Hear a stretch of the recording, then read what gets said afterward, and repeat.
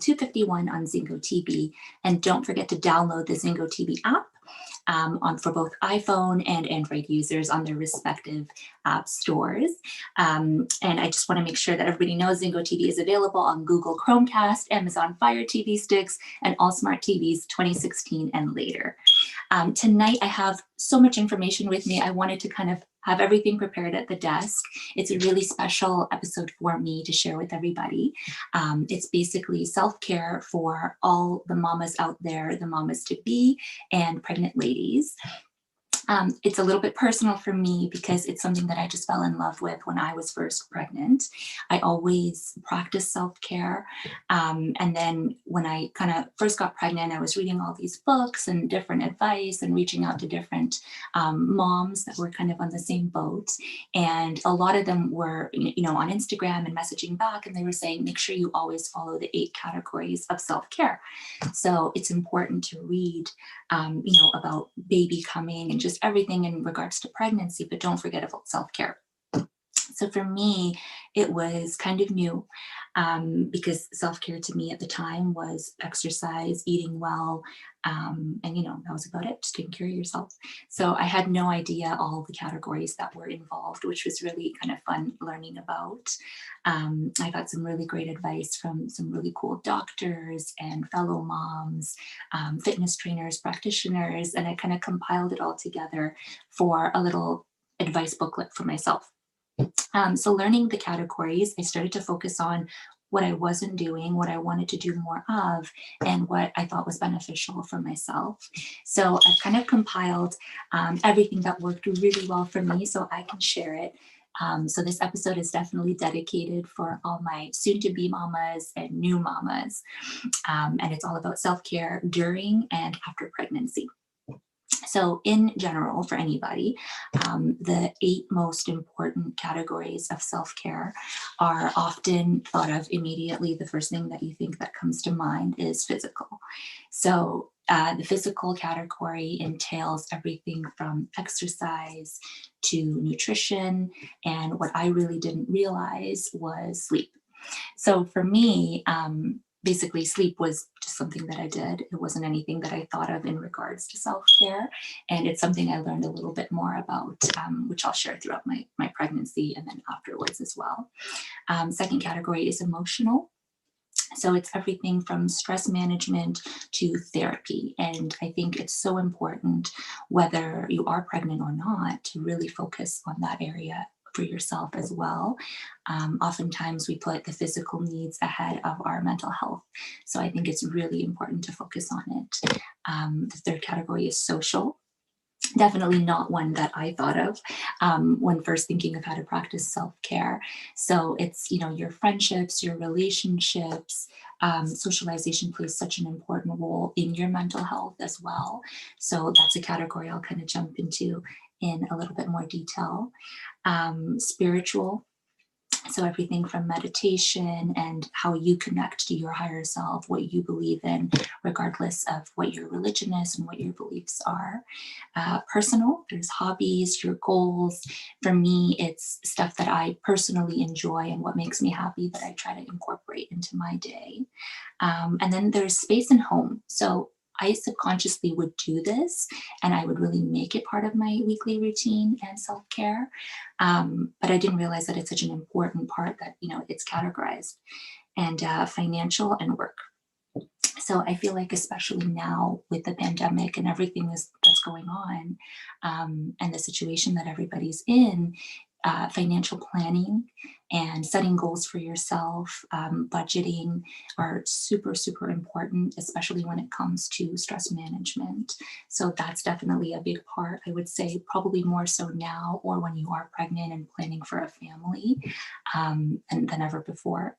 And work, absolutely. So I know a lot of people are working from home now. When I was pregnant, I was not. It was pre-pandemic, and just literally everything in regards to your work schedule, setting boundaries, and kind of everything you can do to make sure that you're well organized, well prepared for mat leave, and everything that's to come. So I personally want to share some of my favorite things that I incorporated to my routine. And from there, some really great advice I got from fellow moms. I've asked them to email me. They've messaged me on Instagram. So it's been really cool to kind of piece together what works best for me. And I encourage everybody to kind of piece together what works best for them. In regards to the physical aspect. So I have always been very into health and fitness. My husband is in the business. He's been in the industry for almost 30 years. So I've been very fortunate where I've had access to the best training, the best injury rehab, and everything I've ever needed prior to pregnancy. So when I first got pregnant, what was really important to me was to maintain exercise, maintain, the same level of fitness that I was used to, but to really have a program that was customized for pregnancy and to help me kind of bounce back and recover as quickly as possible after giving birth.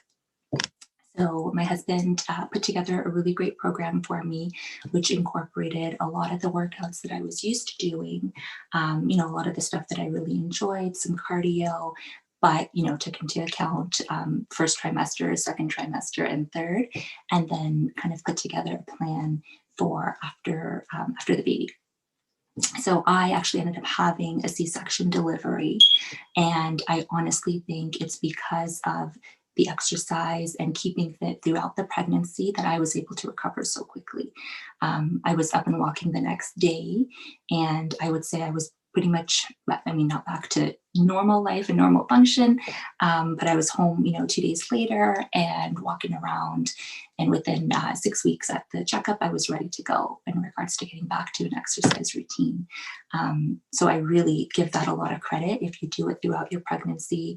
And then afterwards, I feel like it makes the recovery really, really great.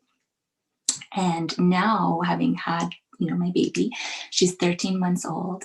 I find that one of the hardest things to do is schedule a workout. So it's something that you don't want to miss out on, and you also don't want to miss out on time with the baby. In the beginning, I would do it when she was sleeping in the evening. But as the baby gets older, you end up getting more tired and towards the end of the day. So that became a little bit, of a struggle. And my husband put together a really cool program for the two of us to do together. So we started training with him with our baby, and it's something that I want to feature on one of the upcoming episodes. And it's basically mommy and me workouts, and you don't need any equipment, you don't need the gym. It's your baby. Is incorporated into your workout.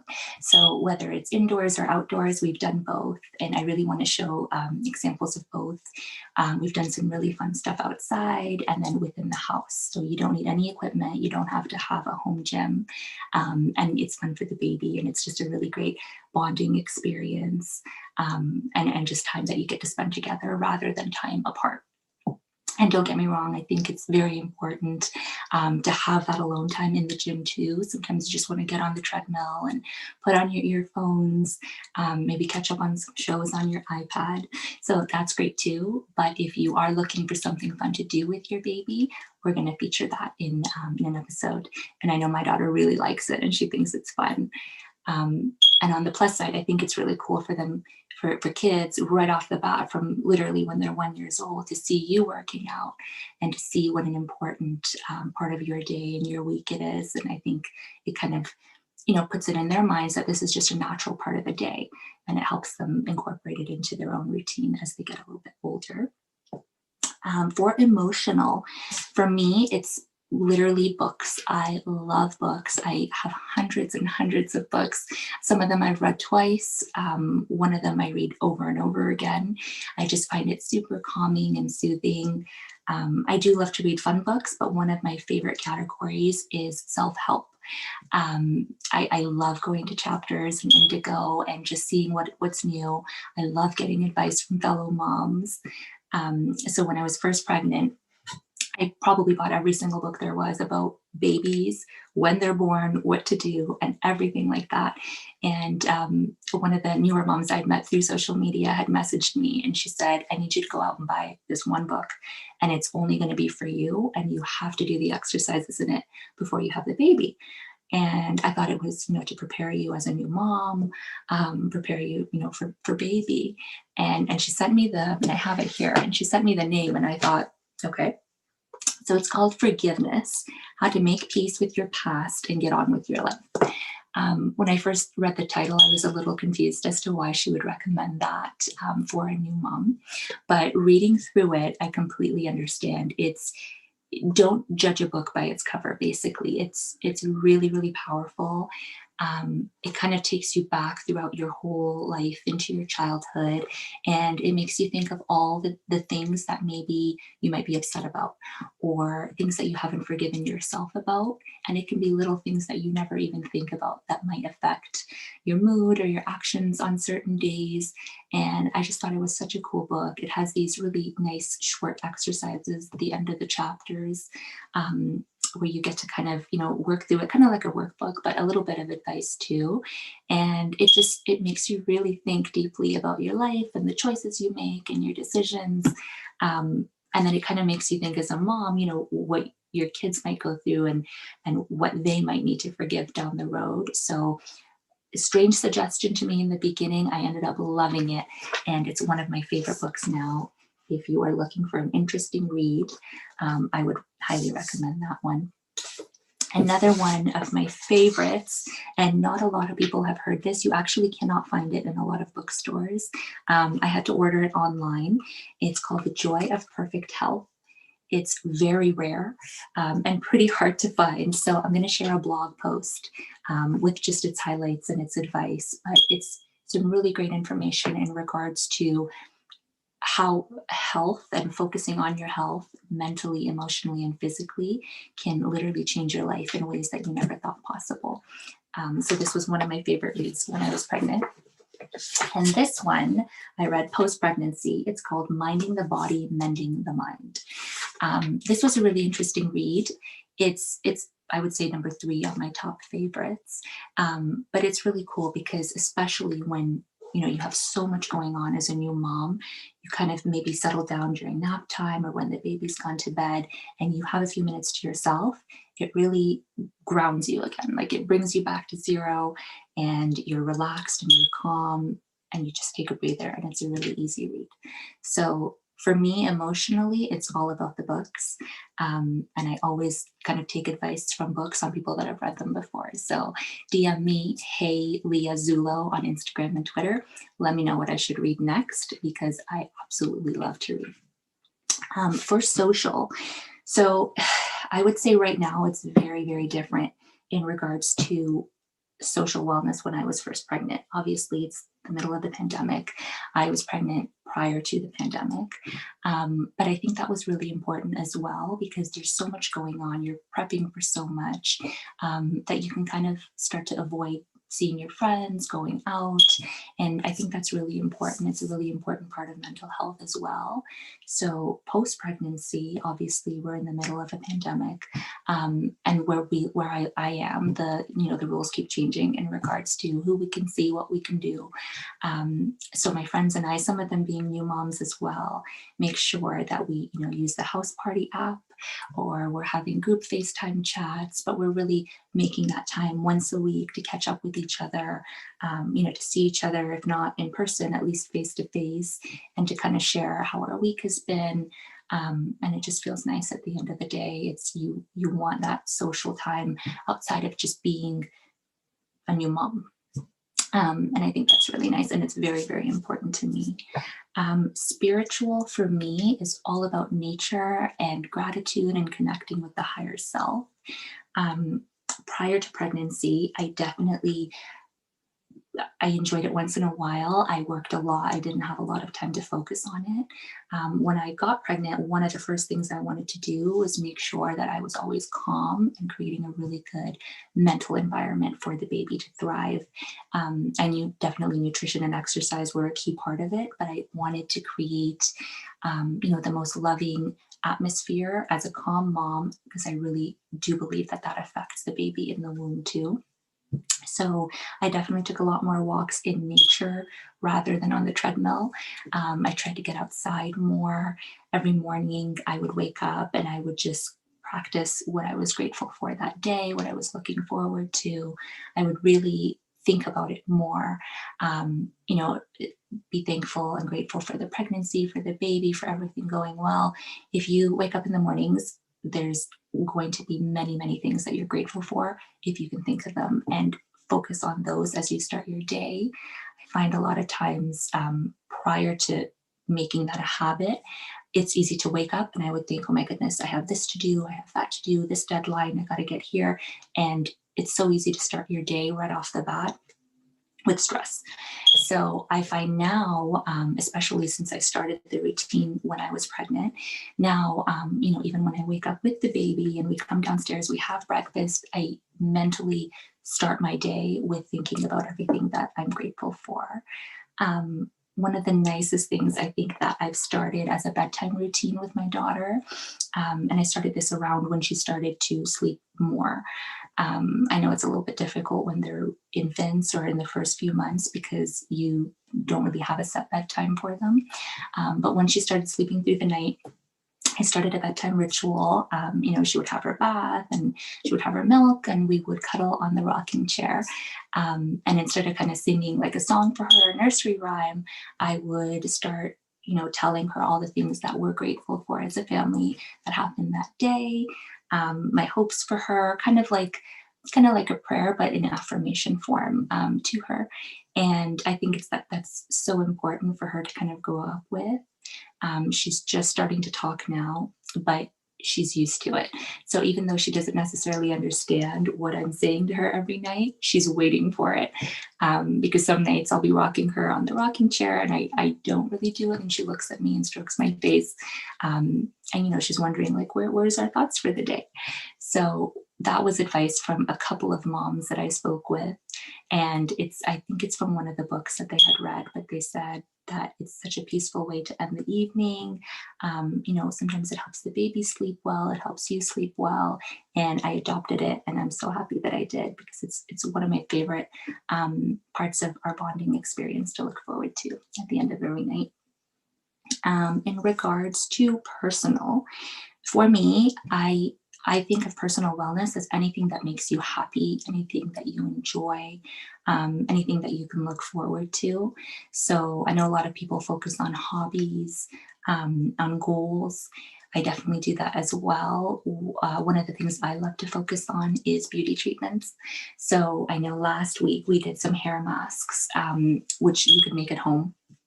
Anytime you can make anything at home with natural ingredients, I opt for that just because it's so easy for you to have access to, and it's, you know, healthy and it's doing it on your own.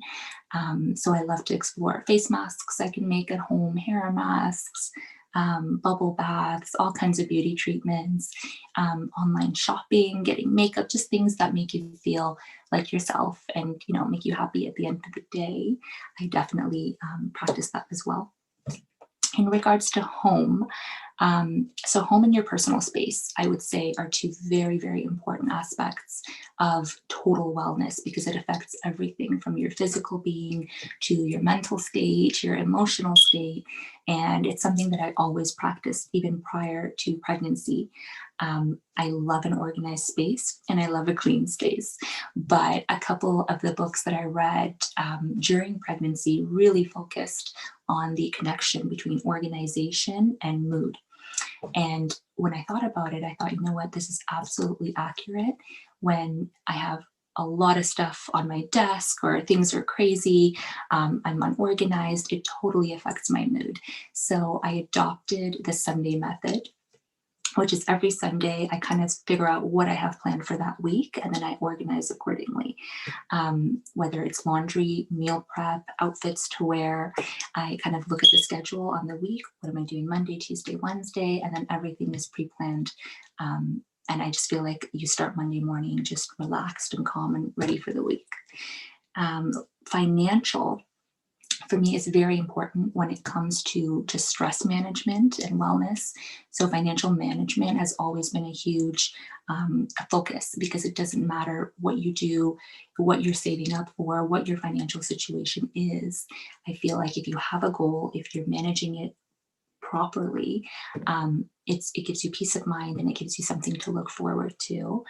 And that's something we'll discuss on another episode in regards to financial wellness on its own, because it has a wealth of information, and it's a very broad topic. And lastly, work.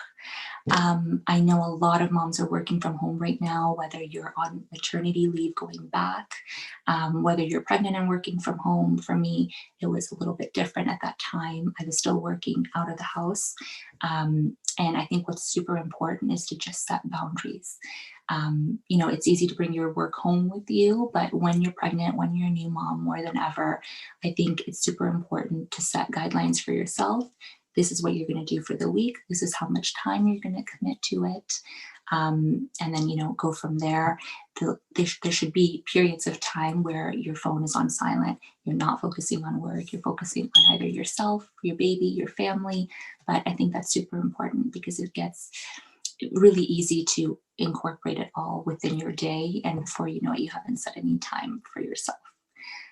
So those are my bits of advice. Those are the routines that I follow. Do I do all of it every day? Absolutely not.